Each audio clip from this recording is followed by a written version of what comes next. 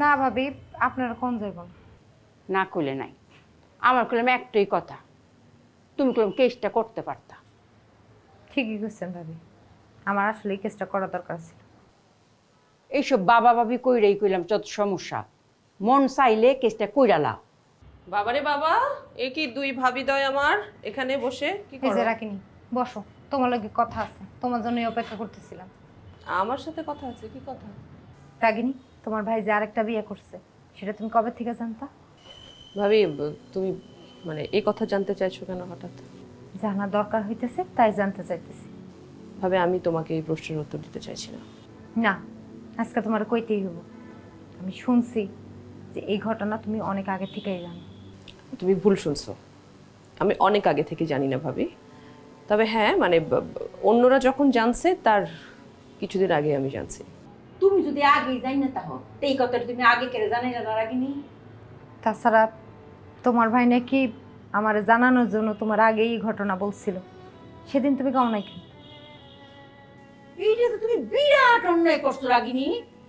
ভাবি, আপনি কেন বারবার আগ বাড়ায় কথা বলতেছেন বলুন তো? আমরা দুজন না পরিবার না, আমরা পারিবারিক একটা কথা বলতেছি, আপনি মাঝখান দিয়ে তো ঢুকতেছেন কেন?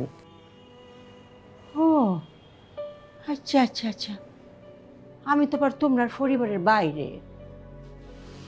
আমি এই কথা বলিনি ভাবি, কথাটা আমি এভাবে বলতে চাইনি।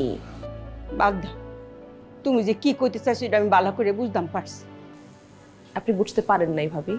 বুঝতে পারতাম না কেরে, এই কথা না বুঝার মতো তো মানুষ আমি না। আমি খুব ভালো করে বুঝছি তুমি কইতে চাইতেছো আপনারা এখানে অনেকদিন আসলাম, অঙ্কা বিদায় হন। ভাবি, আপনি আমাকে ভুল বুঝছেন। ভুল বুঝনের এখানে কিছুটা নাই।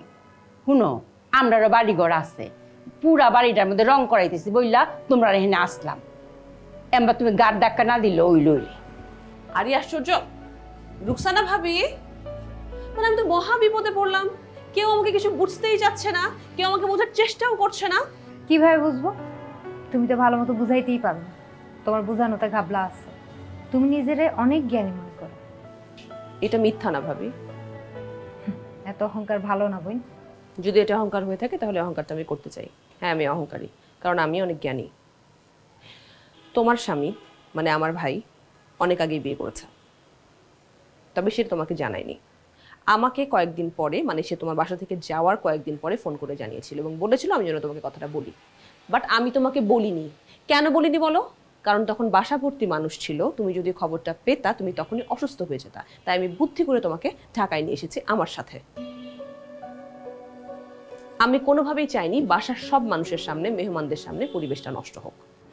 তাই বলে এত বড় একটা ঘটনা তুমি আমার কাছে গোপন করে রাখবা?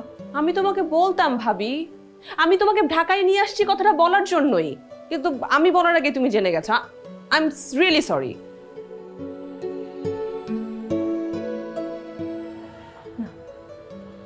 এই লোকটা আর আমি ছাড়বো না। যা খুশি তাই করো লোকটাকে, তুমি যা ইচ্ছা তোমার মন চাই তুমি তাই করো, আমার কোনো আপত্তি নাই। আমার কোনো হেল্প করবে না তুমি? অবশ্যই করবো ভাবি, তোমার যা হেল্প লাগে তোমাকে আমি আমি আমি রাগিনি, আমি তোমার সব হেল্প করবো। ঠিক আছে।